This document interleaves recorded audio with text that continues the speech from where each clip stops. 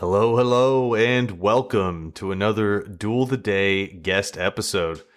Today, we got the pleasure of speaking to David Ask. Although David is an amazing singer, and you should totally check out his website and the video titled The Prayer, we focus the conversation on David's other specialties. As a father, entrepreneur, author, and coach, we looked into some pretty deep topics, from raising children, running businesses, to finding the true versions of ourselves. A couple things about David. He's the lead coach for Dr. Andy Garrett's True North Blueprint. And he's also the driving force behind StatGuard Plus, which is a product showcase in over 3,000 Home Depot and Lowe stores.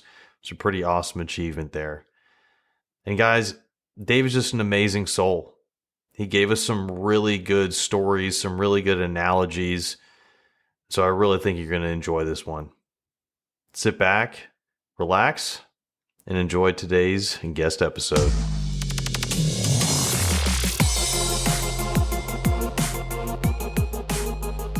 That's the stuff that matters, right? Matter, stuff we can touch. I heard somebody say the other day that, matter matters, but what matters is what really matters.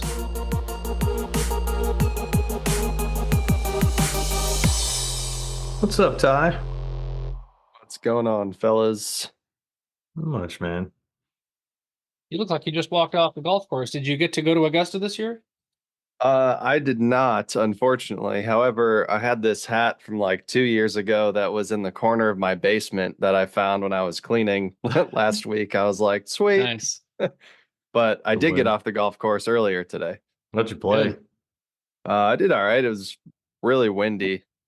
Ooh. And third time out for the year. So, it's the flaws are magnified. Yeah.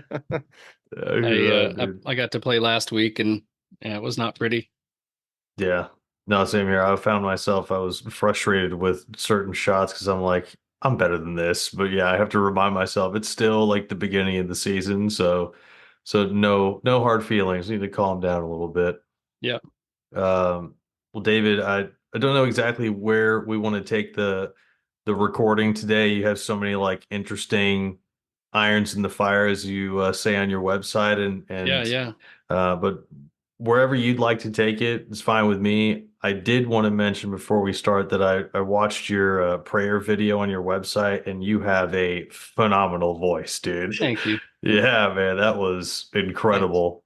Thank you. I appreciate that. I'm actually singing that this weekend. We're doing 2 house concerts at some really fancy homes here in Nashville on Saturday and Sunday night, and we're going to actually sing in that then as well. But, That's going to be great. Yeah, thank you. How big is the audience? I think I'm guessing they'd be between 40 and 50, at each home. They're pretty big places. We've done, I'm trying to think now, I think 7 this year. And it's funny because Kate, my daughter, she's first chair violin at Vanderbilt Children's Orchestra. Damn, nice. And she's doing this Germany tour with her group, and she said, hey, hey, Dad, and it's really expensive. I mean, they stay in nice hotels and, do all the stuff, and it's just a really neat opportunity. But she said, how about we, do some house concerts to raise some money for the trip? And, growing up, my parents, if I wanted to do something like that, I had to raise all the funds for it. And I just like the fact that she's thinking like that. So I'm like, all right, let's do it. And I'll be honest, it's rather overwhelming, how generous people have been to her. And, it's by the time she goes in July, she should have, almost all of it covered and then some. And so pretty just proud of her. She works hard. What I'm not a father, so I'd like to know from your perspective what to do when I have kids come into the equation. What did you do so that she learned those values and learned how to see the world in that way so she could prepare for herself, or at least come up with those ideas to raise money that way? Yeah. So, we're kind of old school in a lot of ways. I like this idea where, and this is the way my parents kind of rolled with us, is, work equals money. You don't just get something because you're breathing. And, we early on, it was, everybody kind of had their chores and things like that. And you didn't get paid for everything. Part of it was, hey, you're part of the family and everybody, pitches in and so on. And um, we were, as being an entrepreneur, I really wanted to kind of impart some of those, I don't know, abilities and tendencies to my kids. So, instead of, going and working somewhere, not that that's a bad thing, but, we really tried to foster this idea. If there's an idea that you have that you want to develop, what might that look like? And what was kind of neat is Parker, he's just like me with regards to personality and never met a stranger. And he's, I mean, really when he was, so he turned, well, today is his birthday. He turns 19 today and he's just finishing up his first year in college. But really, when he was 15, right, he's 180 pounds and 5'11" and a really stout young man. And now he's 6'1", maybe more, and, 230 and, just a horse. Well, when he was a kid, they, our neighbors would say, "Hey, can Parker come over and help haul some brush or do some work and so on?" Well, he's just like a one-man wrecking crew. And I think part of his, I always told him from early on, "Hey, dude, when you meet somebody, you look them square in the eye, you shake their hand and smile and say, 'Hey, I'm Parker Osk. Nice to meet you.'" And I mean, I'm talking when he was 3. So he already early on caught the eye of so many adults just because he was so confident and forthright. And then so he started doing some, work around, for the neighbors and stuff. And he got more done than most adults would. And they paid him accordingly. So it wasn't just, "Hey, I'll pay you $7 an hour." He got so much done. They're just like, "Hey, let's tip him." And they paid him. I mean, I'm guessing at 15, he's averaging $20 an hour. Wow. And it's because they want him to come back. They realize that he's, in some ways, my neighbor across the road said, "He does the work of 2 men," and Yeah. so his early endeavor really was just, manual labor. Like how can I, go make a lot more money in a shorter amount of time than going and working at a restaurant or something. And of course, my daughter now has been playing the violin for almost 13 years, and she's giving lessons in her home. In fact, she's downstairs giving a lesson right now, and she's making $50 an hour. That's It's phenomenal. incredible. She has. The other day, I asked her. I said, "How much are you making on any given month?" And she goes, "Oh, I think around 700." For 16. Well, no, wait. See, she's 17. 17-year-old girl who doesn't leave the house, and her students come here, and she's making $700 a month. I mean, it's pretty amazing for 4 hours a week. I mean, yeah. So That's remarkable. I'm really, yeah, really proud of them. And I like that they're kind of thinking outside the box, as it were, as to what's possible now. Well, it sounds like all your work being an entrepreneur has rubbed off on them a little bit. Did they Yeah. get to like see you work or did you get to take them with you whenever you were doing business stuff? Did you include them in the decision making? What was that process like for you when You it know comes to what? the I'll, kids? I'll tell you a fun story. So when I started my thermostat guard business, we have I guess 10 years ago, roughly, we, started a new business based around the Stat Guard Plus, which is a thermostat guard with a combination lock. And we sell in Home Depot, Lowe's, and True Value and so on. But those early years, we're just trying to sell anywhere, online and off our website and everything else. And so when we were, just drop shipping out of our house, I mean, we were all packing these things up, and I'm like, "All right, guys, let's, come on in here. Let's get, you grab the stat cards over there. Somebody grab some tape, and, we're on the computer printing out the labels and doing our thing." And they had a very active part in that. And of course, even now, of course, we ship some, out of our home for that matter, just depending on who's ordering and where they're going. And since both of them drive, even that, I'm like, "Hey, are you running out? Go by UPS and drop these cases off." And so it was early on, especially a really neat family endeavor. And in fact, we've got, a lot of pictures of all of us working together and, sometimes late at night, we'd have like 50 orders we had to get out, And it became, Team Ask, like, hey guys, let's go and crank this out. So yeah. That's sweet. What what types of life lessons do you think that they learned in doing that? Like, because I imagine that you probably have a stronger connection with your kids because of times like that. Yeah. What else did they learn along with, that extra connection? Yeah, that's great. We are a family that, like, we don't hold back. I mean, meaning we're extremely affectionate. There's no topic that we don't cover. So in general, I would say, like, we just do everything together. We have massive psychological safety in our house, meaning, like, you can do no wrong here. There's no topic, that you can't cover. There's no reason to have embarrassment or shame or anything like that. Like, you know, by the way, I told my son when he kind of hit the I'm interested in girl phase, which can be a little bit scary. I looked at Parker and I said, hey, buddy, if you've thought it, I've thought it. Because I don't want him to think that he's weird, right? Because at that age, you're thinking just some really wild stuff. And it really doesn't go away, does it? Yeah, We're being honest. no. And so yeah, so you know what though, that type of just atmosphere, in conjunction with working at home, right? I mean, our businesses, we work out of our house. So they not only, hear me having conversations like this, right? I mean, a lot of times I'll be on a podcast interview or talking with a vendor, and one of them is sitting in my office here studying or waiting for me to get off the phone just to have a conversation. So I think, yes, we do talk about everything from product liability insurance to supply chain management to, customers who, might be a challenge, things like that. But here's what I think is fascinating. You might you've probably heard that phrase caught versus taught. And when it's amazing when you hang out with someone else on a real time, on a very real level, real time basis, watching them do anything if they're being intentional, like, hey, I'm having a conversation with my wife, or I'm resolving a conflict with somebody, or whatever that might be, even in business.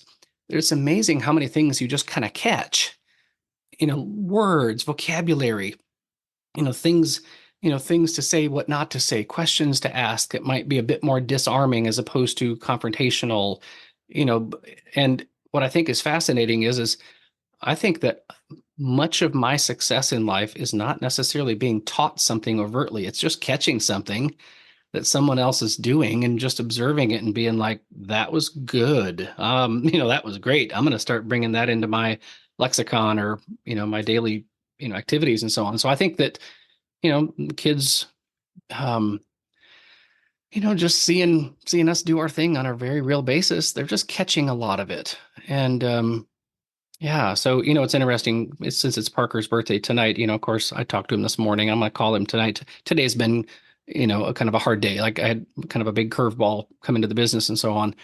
But you know what? He's a business major, and I'm probably going to talk to him about what's going on right now in my business, because it's never a straight path. It's never a straight path, and he needs to know, about the curveballs and to expect them and not resent, hardship, and learn to navigate, yeah, obstacles and so on. And I mean, you guys know, I mentioned earlier, I'm writing a book on grit. What does it mean to be a guardian of grit?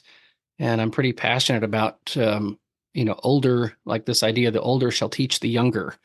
It's we don't have a whole lot of that going on right now. There's Yeah. a lot of adults that want to be cool and be a friend to their children and not be parents and things like that. And we're suffering the consequences of that. And I'm pretty excited about the, kind of that more personal endeavor that I'm doing there with the book and so on. But yeah. Yeah, well, I definitely resonate with everything that you said, and I also agree that just from what I've observed, there's a lot more parents trying to be friends rather than parents, and like you said, that you are using your son kind of as a sounding board when it comes to anything involving your business. My mom has done that with me my entire life, so like That's awesome. I hear exactly what you're saying, and I can say from the child's perspective that it's a blessing. Like, yes, it's sometimes you may not want to talk about that stuff or what have you, but you learn so much about that industry or how to handle people or how to deal with unforeseen circumstances and events. So it's amazing that you're doing that. I commend you for it. Yeah. That's Well, awesome. thank you. Yeah, it's, we are such a, it's amazing how many things that are just, hardwired into us, period. I mean, that, like, we often think that, land of the free, home of the brave, that we get to choose everything. And here, the fascinating thing around, life in a lot of ways is that, when, when you're born, and those of us who have kids or even siblings for that matter, you're very different. I mean, right out of the gate, you can tell someone's essence and their tendencies and their spirit. It's so different. And I mean, I'm talking weeks old, especially months and so on. And when you're young, you're just doing your deal. You're not thinking about being authentic or, identity and all this kind of stuff. And when life starts slapping you around a little bit, then you start questioning who you are, who you were originally were, that kind of thing. And that's, things can get pretty crazy in a hurry. But at the same time, we are, so affected by, the people around us as we grow up, our peers and of course our parents and so on. And when there are things that are um, needed, support and love and validation and things like that, when that stuff is lacking or absent, or of course just the opposite, right? If there's, abuse or trauma of some sort, Right. things can, get really screwy in a hurry. We go into kind of survival mode, and then you start looking at everything from a spouse to career in such a warped way. You're looking for something as opposed to bringing, the fullest expression of who you are to bear on those things. You're looking to those things to solve a problem or to give you an identity or soothe, something that's been wounded in you. And um, but I gotta say, so Parker's 19, Kate's 17, and I've I'll say it this way. When Lisa and our anniversary is tomorrow, 25 years. And so when we got married, my love for her and hopefully vice versa, right, was just intoxicating. Like there's something so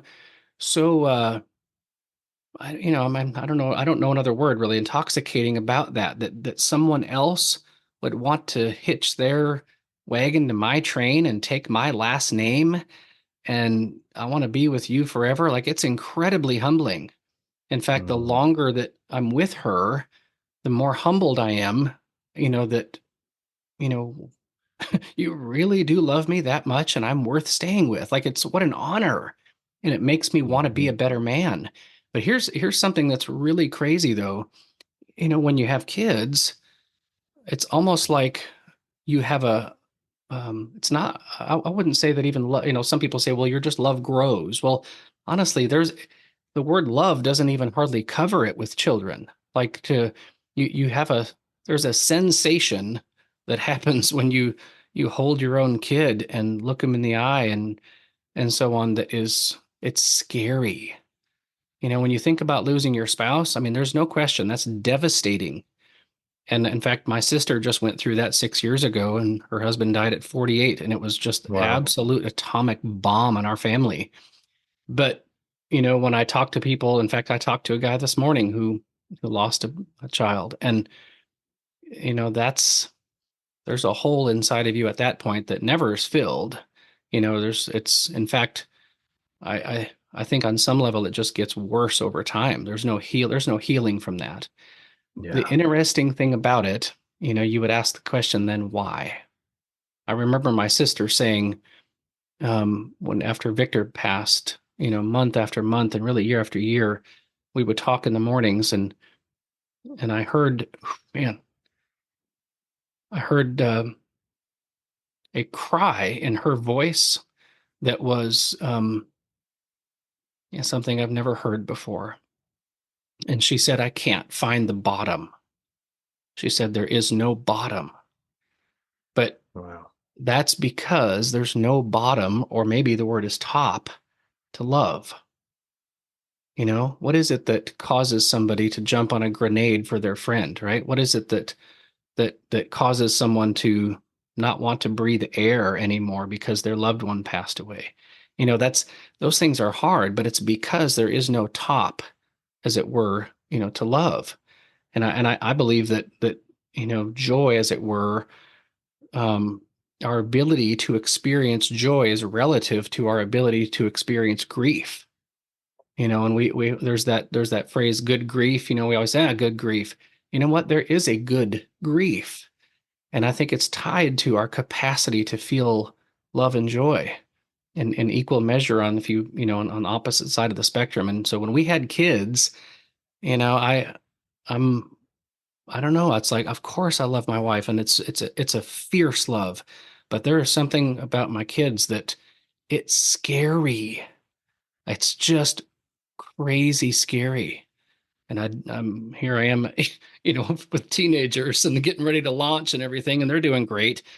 But at the same time, there's, so much uncertainty around all of it. And at the same time, there's so much goodness. And yeah, I don't know. It's amazing how God gives us the ability to experience such extremes. Yeah. That's definitely one of the wild parts about being humans. We can go from ecstatic to totally down in a very short period of time. Oh yeah. And I definitely I'm obviously new to the love component of things in long-term relationships. Shut up, Tyler. But I personally believe kind of what you're saying, that like love evolves. It like you said, there is no top, but it changes, it grows, it molds, it goes up and down, kind of like a river or the tide or something like that. And as we get older and our ambitions or our desires in life change, our love evolves into so it fits us in that time. Yeah. So I really resonated with that as well. Yeah, there's no taming it. That's for sure. Yeah, no, Yeah. absolutely. Yeah, it gets at least for me. So my boys are 4 and 2. Okay. And I think kind of what you're saying, David, is the scary part of it is, yes, we love our wives, like you said, but they're their own person, right? My wife she is herself. Yeah, I mean, she Yeah. obviously has a huge part in my life, but our kids are also a part of us, right? We helped bring Yeah. them into the world, and Yeah. it's really easy to see yourself in your kids. You don't necessarily see yourself in your wife, so to Yeah. speak.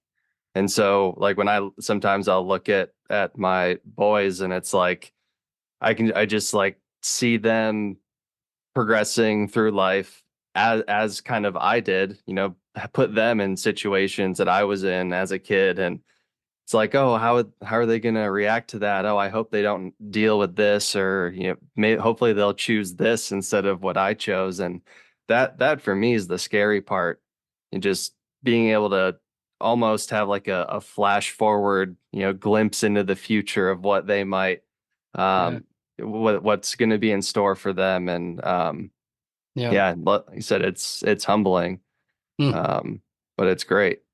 Yeah, it sure is. It sure is. I remember when, yeah, my kids were that age too. And I look back and I think, man, that was just absolutely the greatest time. It's some of it's just flat dead exhausting, but at the same time, there's just so much goofing around. And of course they believe anything you tell them, and just a lot of laughing and horsing around.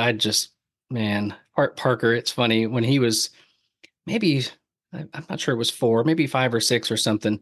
We've got like this family kind of a joke, and it sounds, this is really getting into the Ask behind the scenes here, but I'll share this. It's kind of a funny story. So at night, believe it or not, Lisa's of course half my size. I'm the one who kind of gets cold at night, so I always have an extra blanket on my side.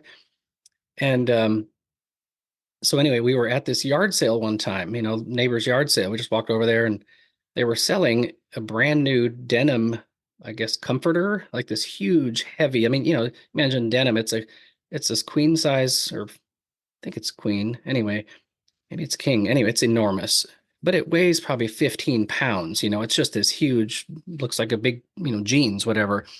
And so I grabbed this thing and I'm like, holy cow, this is awesome. And Lisa looks at me. She's like, what are you doing with it? What do you think you're going to do with that? And I said, it's going on our bed. And she's like, no, it's not, because she made this beautiful blanket that goes on our bed. I'm like, now listen, this is the greatest thing ever. I mean, like it's huge. It's like masculine. It's heavy. And she's like, you're not buying that. Well, of course, I slipped that guy, I don't know, 10 or 20 bucks or whatever, and walked away with that thing.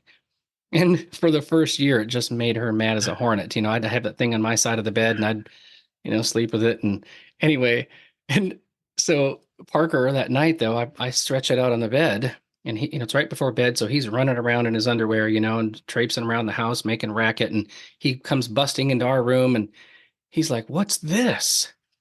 And he hops up on the bed, and it's cold denim, right? It's, we keep our house nice and cool at night, and he's rolling around on this thing. And I kind of walked into the bathroom to brush my teeth or something. And Parker hollers out, Dad, this blanket, it feels just like a rhino skin. Well, I'm like, why? How would you know that? And so we start laughing so hard, like, why would you say that? So of course we nicknamed that stinking blanket the rhino skin, which sounds a little bit lewd, honestly. Yeah. And so the funny thing though is I take that stinking thing everywhere with me. Like if I went to a mastermind event, this last weekend out at the Marriott, and I took that stinking blanket with me because it's like having your own blanket and pillow. I feel like it's like a 3-year-old. And but it's funny, I just like it and I sleep with it, and I get so much crap, for for having my own blanket and pillow that I take everywhere. But honestly, I think I do it more now just because it's funny and I get to tell the story. And but anyway, there's so many memories looking back at, when my kids were that age that are just, absolute gold. And it's the absolute stuff of life. So I'm excited for you, Tyler. That's a wonderful time of life. Yeah, everybody that I hear that has kids, your age or a little older, they're like, "Oh man, those early years were the best. I'd love to go back to them." And here I am, just like, "Get me out of here," right? Like, Yeah. Yeah. but it's funny. I totally agree with they'll believe anything you tell them. You can just do funny stuff, and it is really cool. One of my favorite things to do is with this little light I have here is just like, oh Oh, yeah, nice. like, Yeah. oh, and then they'll do it, and then I'll try to hit the button, and then I'll get tired of it, and then my 4-year-old will come in and start snapping his finger again. He's like, "Why is the light not working?" I'm like, "Oh, the battery's dead." Yeah. but but That's they great. are they're a treat, That's great. and when everybody is telling me that these are the best years, it's I try to remind myself of that, and just Yeah. take it as it comes, enjoy it while it lasts, because it'll be gone, you know, Yeah. pretty much like that. But Yeah. I wanted to, if you guys are all right with it, I wanted to shift a little bit because I want to hear a little bit more about your book, David, and Grit, and like that's something that interests me. I'm a big fan of Jocko Willink's like Discipline Equals Freedom, Field Manual. I've messed around with the 75 Hard Discipline training program. Yeah. It has beaten me every time so far. That's Uh, awesome. but I'd love to hear a little bit more about how you got into that book, where you learned some of those concepts, and then also, just so I don't forget, I'm going to put it out there. I do want to hear a little bit about what you do with True North Blueprint. Yeah. Yeah. That you're a lead coach with that, and um, so yeah, I don't Yeah. know where you want to start with that, but anything I'll there. actually start with True North because that was, really the genesis for the Guardians of Grit book. So Dr. Andy Garrett is in my mastermind group. He's a clinical psychologist out in California and just a great man, great friend. And through his work and putting together what he calls the True North Blueprint, basically I like to kind of sum it up like this. After you go through his program, and we coach people through this all the time, we get to, basically say, hey, let me introduce you to yourself. And so much of our, our identity is lacking, and like the words authenticity and identity are really misunderstood in so many ways. And if you're like me, growing up, much of my idea around having an identity was, what do other people think of me? And of course there's some value there. So I don't want to, totally negate that. But for so many years in my life, I felt like I was, just constantly just striving to become somebody, or at least not be a nobody. And so I was really looking to my accomplishments to give me some type of, worth in other people's eyes and so on. And I remember, you know, even building this house or getting a product into Home Depot and then Lowe's and, some various places I've been able to sing and so on, kind of, wanting people to know about it just so, a little bit of an ego stroke. And, I would have a sense of, well, you've not completely wasted your life and, been a failure kind of thing. Um, and for me personally, it was more than, I'll kind of restate it this way again. It's, I might not be a big somebody, but at least I'm not a nobody. But it was always this extrinsic, you know, kind of applause, as it were, that I was looking, for other people. So one of the things that Dr. Andy, really introduced to me is, kind of broke down these words: authenticity, identity, resiliency, and grit. And how are they different, and how do they how do they play together? So I'll kind of just start there with regards to, what's authenticity? Well, where do we get the word authenticity, right? It comes from the word author. We didn't make us, and we didn't choose our eye color, our taste buds. We didn't choose our personalities. We are very hardwired right from the start. You get to choose, what you do with those things. But again, kind of like I said earlier, when you're 0 to 6 or 7, you're doing your deal. You're not thinking about authenticity and somehow, striving to become somebody or generate some type of a personality. You're just doing your thing. So what's identity then? Well, it's when you start identifying, and again, it looks like something when you're older. So when you're in your late teens and 20s and 30s or whatever, when you start to identify, what are those things that make you unique, right? We have a fingerprint, we got a retina scan. Your soul has a scan, as it were, that's very different from the person next to you.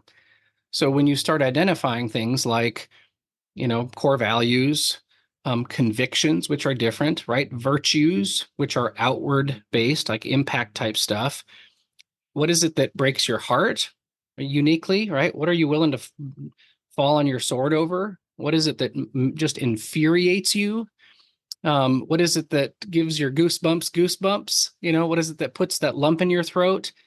What are your strengths, and how do you want to apply those? That's a really wide variety of things that describe, a human. And there's a hierarchy of those things. For instance, core values, there's probably, in the English language anyway, maybe 80 or 90 or something like that. And again, some of them have some overlap. But if the three of us were to do a core values assessment and you were to check off all the ones that kind of resonate with you, and then you were to narrow those down to 20, narrow it down to 10, narrow it down to 5, and then put those in order, guess what? Ours are going to be very different. And then how we express those. So what's fascinating is those things are incredibly hardwired. And it's not to say that, we're not impacted by our families and so on, right? There's a lot of this whole idea of nature versus nurture. Depending on what was validated in us, meaning, did your parents hold up a mirror to you with their face off to one side and said, hey, David, do you see what I see?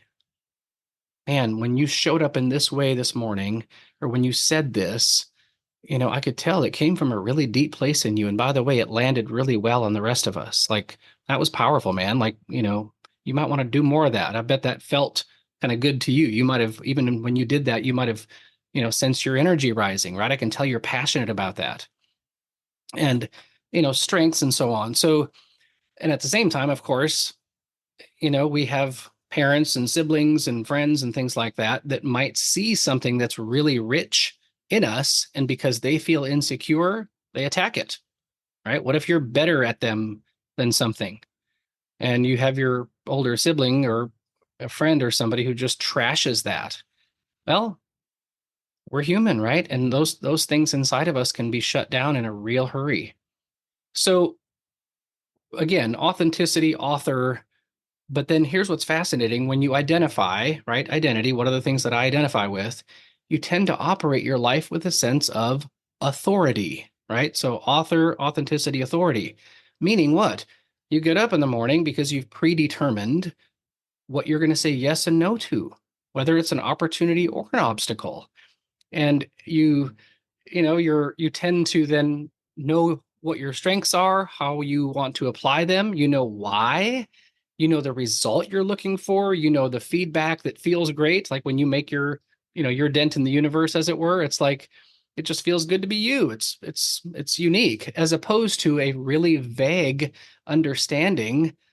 I don't know about you guys, but a lot of my and again, my parents are awesome. They did the best they do how, but a lot of my understanding around this was, as far as living a good life, was, hey, work really, really hard. Don't be a jerk. Be nice, and don't be a jerk. You Yeah. know, if there's some folding chairs that need to be folded, you better start folding some chairs, like just be helpful. But it wasn't this idea that, and if you run fast, well, go to sports. If you sing, well, you better sing a lot. It's work your butt off. I mean, it wasn't, hey, what type of an impact do you want to have while you're singing? What is it that, is that really the highest good or the greatest good in this? Or is there something even deeper inside of that that causes your energy to soar? Whether that's art or, starting a business or entrepreneurialism, what is it inside of it that is, because that really starting a business or singing a song is a context, right? I'm not a plumber. I'm not a singer.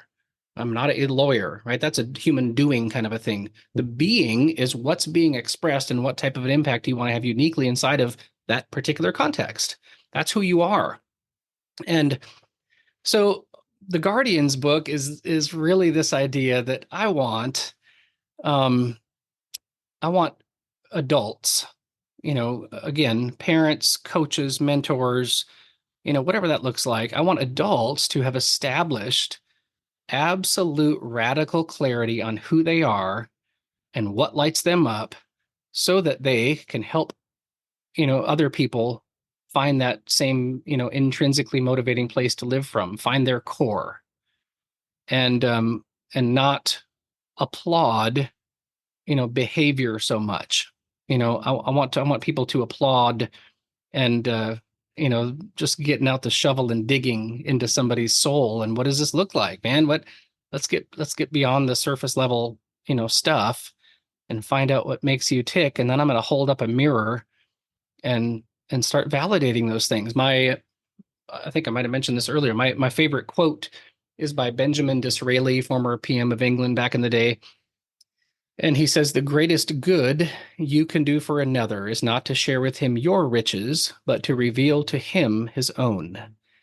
And I just love that. It's like, right now we've got so many parents that are just desperate, to become somebody, right? They're just searching like crazy to find some sense of external joy or fulfillment.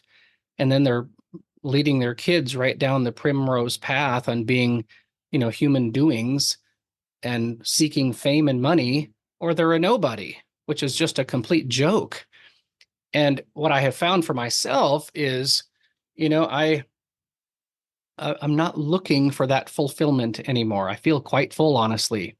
My faith is solid. I know who God made me to be. I know the impact that I want to have. I know my strengths, and I'm using them every single day. I know the convictions and values that I'm basing my decisions on. I know what I'm going to say yes and no to, well in advance of an obstacle or an opportunity. So I'm bringing that the fullest expression of who I am to experience fulfillment, but I'm not looking for it anymore. And there's a big shift there. So the Guardians, right, of Grit is talking about, well, let me back into this real quick. So what's resiliency? Resiliency is just getting up quicker, right? If someone is resilient, if they get knocked down, they're getting up quicker. But here's the key where, Dr. Andy and I think have a unique twist on this. You're not getting up because you're embarrassed you fell in the mud, and you're not getting up quickly because it just wasn't comfortable being on the ground. You're getting up not back to a what, but back to a who. It's this idea that and he uses this analogy of a basketball, right? Uh, if a basketball is bounced on the ground for a split second, it loses its shape, right? But when it goes back to its a normal state, it has a predetermined, literally measurable description and circumference, like GPS coordinates. Well, so do we, if we've done the work, right? If we've answered those questions and so on. So resiliency, quite often people are not resilient because there's no really reason to get up. It's just a lot more comfortable to just sit in the mud and kind of waller around. At least nobody's screaming at me and life is kind of easier. I don't have to try so hard. But when I've predetermined this is who I am and this is my purpose, well, son of a gun, if I get knocked down like today, you're darn right. I'm going to get up. I'm going to get up fast, and I'm going to figure out, how to reorient back to those GPS coordinates. And so grit. What's grit? I think Angela Duckworth is a real authority on grit. I mean, there's so many people that are so much more, I would say, authorities on this than I am. But it's this idea of I know why I'm doing hard things over a long period of time, because what's on the other side of that hill is worth fighting for. And it's almost like grit under your feet, right? You're not walking on ice. You literally have emotional tread that's under your feet that you harness. It's your convictions, it's your strengths, it's your values that give you that sense of mission and purpose, as opposed to what, right? The opposite of that is, I don't have any freaking idea why I'm doing these things. In fact, what's on that other hill is probably not worth fighting for, and you just talk yourself right out of it. But when you understand what is really valuable, I like this idea of core values, but I like to flip it on its head just a little bit and say, what does your core, Tyler and Nico, what does your core happen to value most of all in this life? And boy, I tell you what, you get really clear on that stuff, and that grit under your feet and maybe under your soul, as it were, it starts to be a lot more gritty. It's like it literally feels like something, and you can harness it. But with that said, it's expected then that, there's hard things. You're not going to experience grit unless you're doing something difficult. So anyway, the mission of this book is really introducing adults to themselves so that they can establish that radical clarity around who they are and why they do what they do, and then usher their younger people into that space. The working tagline for the book right now is The Guardians of Grit: How to Raise Uncrushable Young People. All right, we're gonna get Awesome. knocked down and slapped around, but to be uncrushable means what? It means I might cross the finish line with all kinds of scrapes and bruises, but I'm crossing the finish line, right? Yeah. I'm not giving up. And I don't care if that's on raising my kids or my marriage or running this business or a friend who needs help. It's I think that identity, authenticity, resiliency, and grit, if you don't understand those things and you've not, again, predetermined, good luck. Yeah. I love that tagline, and I love what you said about all of those things. And it sounds like a portion of the book and what you teach is how people should be viewing themselves. But part of that component, and a big problem that we have in today's world, is that too many people care about what others think of them. Yeah. How do you help people get away from that type of mentality to have more grit? Yeah. So you know what? So here's what I would say. I think it's important. So I'm not actually going to say that we shouldn't care what others think of us. because grit and resilience and authenticity and identity are not formed on an island or in a silo. You have to have someone hold up the mirror, right? We were meant to be raised. That's, where that word rise is really what's in focus there. You can't raise yourself. Yes, Mm, you have been authored, but the bedrock scenario is, a mom and a dad who love each other, who raise kids in a really loving and safe and intentional gritty home. Like they make identity statements like people like us do things like this. I think that's Seth Godin. And they have a really clear constitution. We're not just blowing around in the wind, asking some talking head, what they think is valuable in this world and just going with the flow, you know? So with that said, as you get older, by the way, I mean, you guys are really close friends, right? If you were to say something mean to the other one, it's going to have a big impact, especially if you speak to their identity. And so here's what's amazing is when this is why I think choosing, your inner circle, right? Your board of directors, as it were, for your life is so important. I heard somebody say a while back that everyone is a counselor, meaning if you open your mouth, you're giving counsel. And that's why we got to be really careful at what we're listening to, because there's a vast majority of it that's complete horse hockey, just complete and utter nonsense. Just because somebody sounds convincing doesn't mean that what they're saying is true and loving and kind and noble and honorable. And so I think that, um, and by the way, this is kind of, even this week, I mentioned just having a hard week here. I'm part of a mastermind group. I've got great friends, but I joined this mastermind group just because I knew that I didn't know what I didn't know and that I need support. And it's a really interesting thing how we're so, designed for relationship. In fact, how about this? I'll make a really big truth claim. There's nothing more important than relationships. Period. All of life is about relationships. Everything else is kind of a context. The entire point of life, is relationships. And so what's fascinating is we become the fullest expression of who we are, yes, by answering those questions and getting really clear on what we do value and our strengths and all those things I mentioned. But when you have someone from the outside, again, validate those things.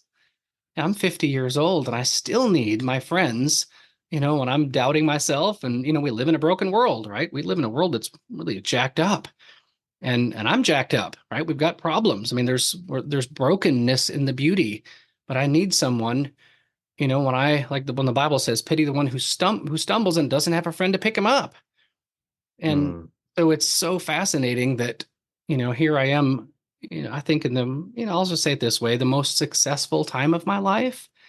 But it's because, in the last 6, 7 years, I've surrounded myself with people who I trust, who I can be vulnerable with, and who on a very regular basis lift me up and remind me of who I am.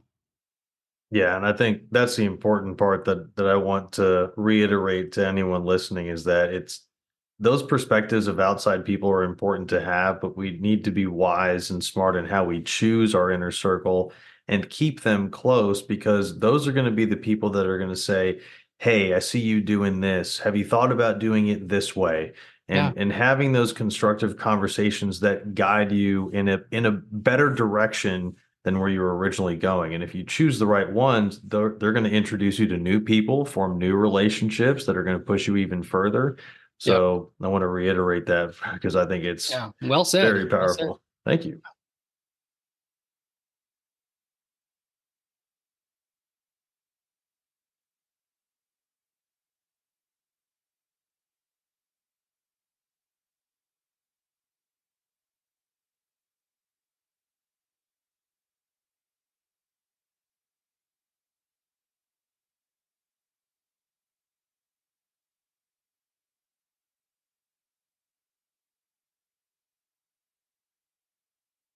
Yeah, it's great. The one of the things when you're talking about your book there is when it hit you with a golf analogy. And so I was probably Yes. like 12, Yeah, 12 yeah. or 30.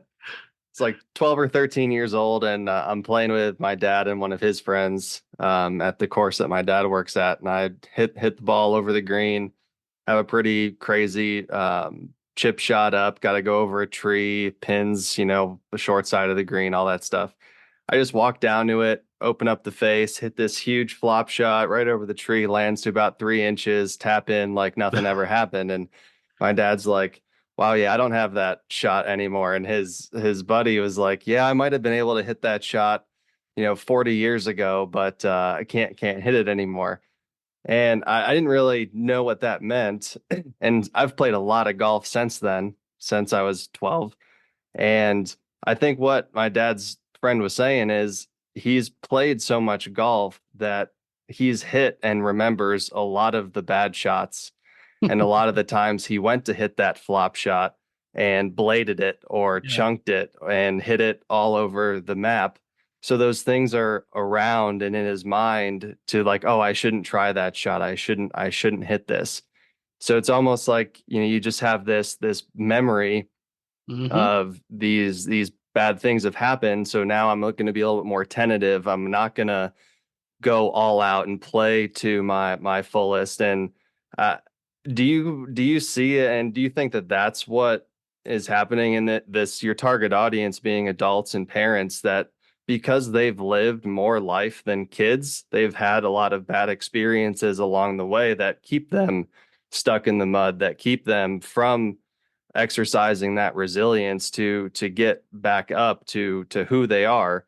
And is it something that's the barrier from them getting back to what they felt like when they were kids and had the ambition, thought that they knew who they were, and then it's just life has beat them down a little bit, and because of all these existing bad memories, so to speak, it makes them more tentative and not wanting to put themselves back out there to reclaim their identity or their Hmm. authorship. Golly, man, what a powerful and really loaded question there.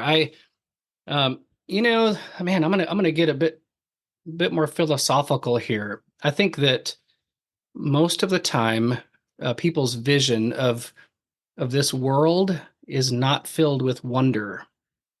We have been sold a bill of goods that is, um, oh man, dumbed down.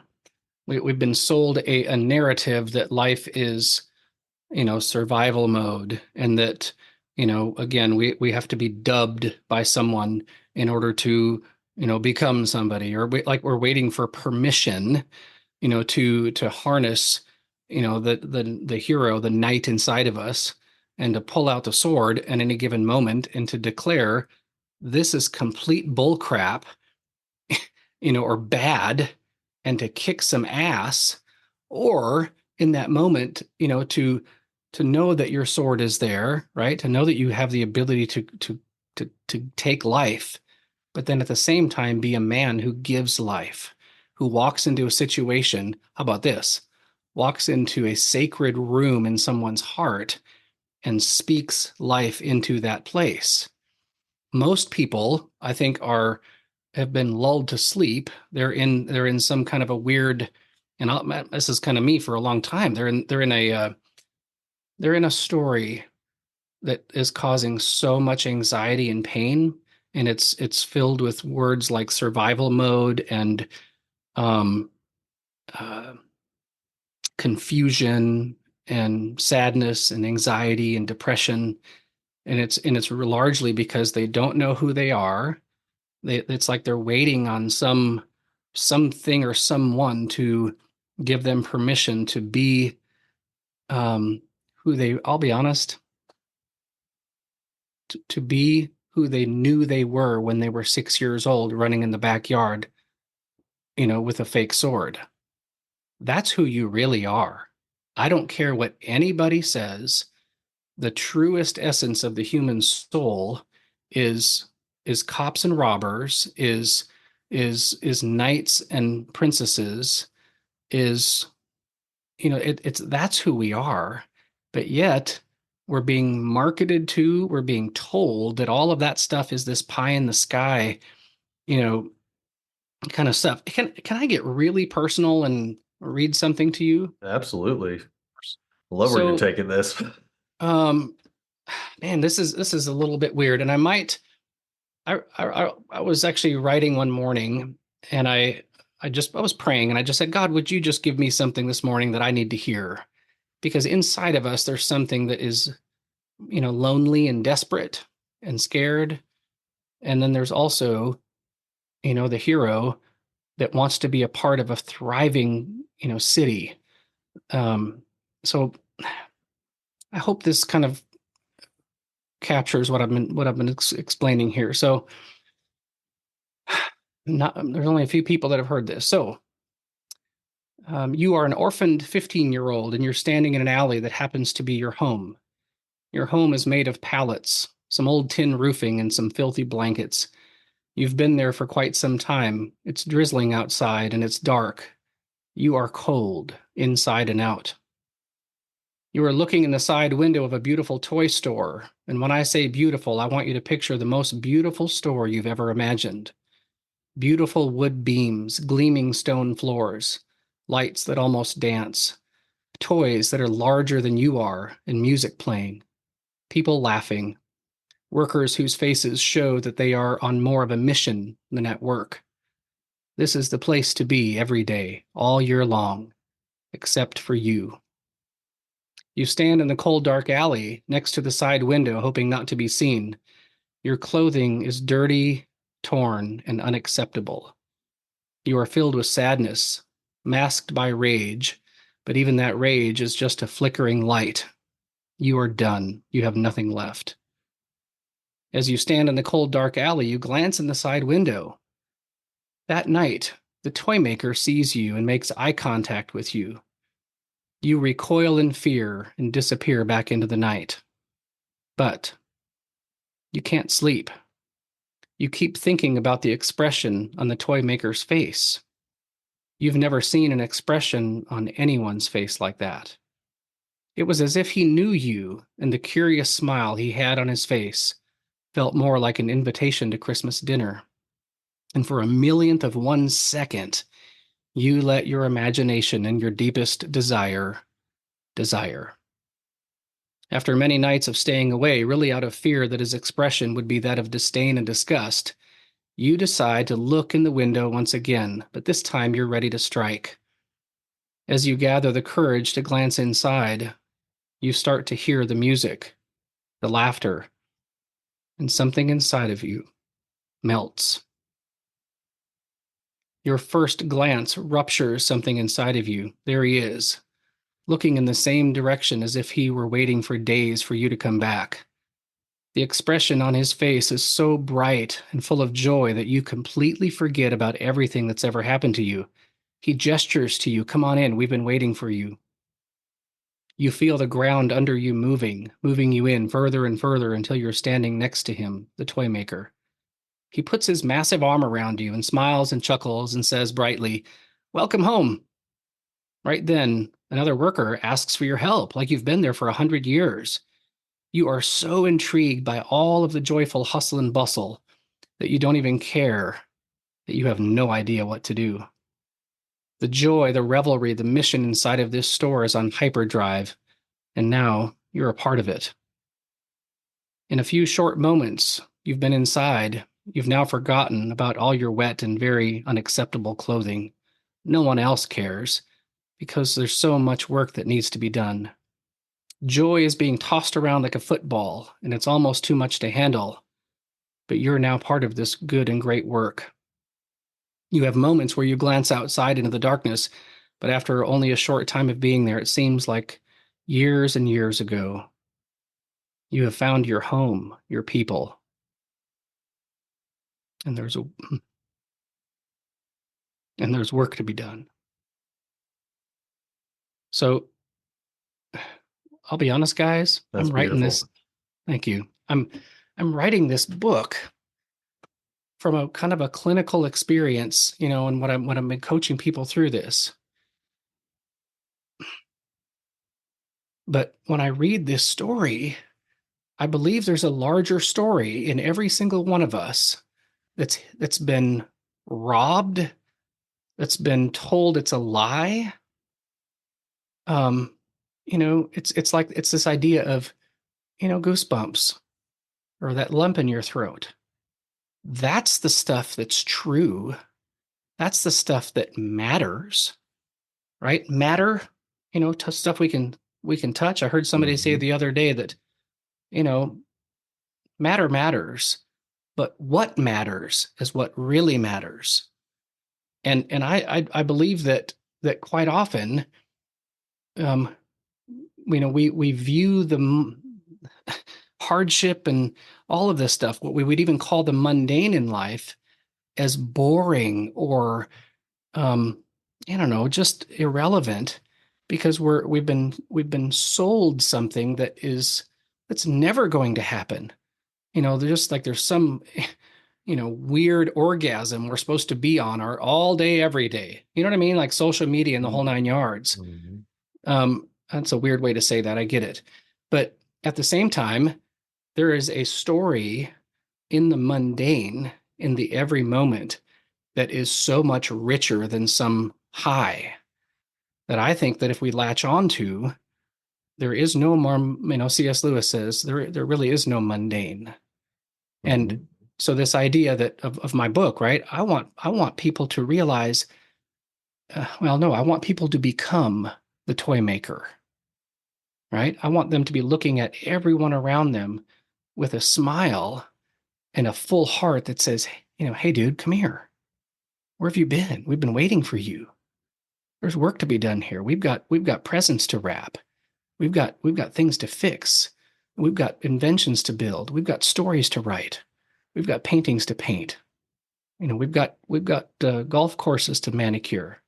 It's like, and and I think most people are scared out of their minds because they're so afraid that they're not going to become someone when they already are. And they need a guardian to start pointing out the beauty, the gold that's already there, and to just get behind it and to lift it up and to cause those, talk about being raised, right? To cause those things in that younger person to start to rise. And man, life gets really good at that point. That is absolutely amazing. And I can tell that your book is going to be incredible if you have passages like that, because the metaphor and the symbolism behind that is something that everyone can relate to because we all have that inner child inside of us. It's just been closed behind gates that we've put up as life went on, and we made assumptions about how the world should be or how we should be in it. Yeah. Yeah, all So, the shoulds, right? mhm. Holy smokes. How about the coulds? Let's, my one of my coaches, Cindy Landham, she helped me for years, and she's like, yeah, get rid of those shoulds. It's all about the coulds. And Mhm. people that have such a rigid, again, I'm pretty black and white on things that are, right and wrong, things that are kind and not kind and stuff Mhm. like that. But at the same time, I think this idea of coulds and shoulds, we need to open up that coulds box with reckless abandon and figure out what are the coulds inside of someone else. Yeah. And the more people do that, the more people will be comfortable with who they are and start to create a life that shows others how to do the same. So Yeah. I love what you're doing. I love the conversation we've had today and respect to your time. I think we'll call it here soon, but I do Yeah. like to give our guests time to tell everyone how to reach them. What's the best way someone can get in contact you if they want to learn more about your books or what you're doing? Yeah, absolutely. Yeah, my website is David Ask, so davidask.com. And my contact information is on there. I'd love to visit with anybody that I can help. My business, of course, is statguardplus.com. We sell a stat guard in Home Depot and Lowe's, and pretty excited about the product development side of things. I really enjoy that. But as you can tell, I'm pretty passionate about building people and mainly, those who are raising young people. Excellent. Well, I think that you gave a lot of good insight today for how people could raise their families better and also see some just better pathways for themselves as well and how they can get closer to that inner child. So thank you so much for the conversation and your time. Honored to be here. Thanks. Thank you.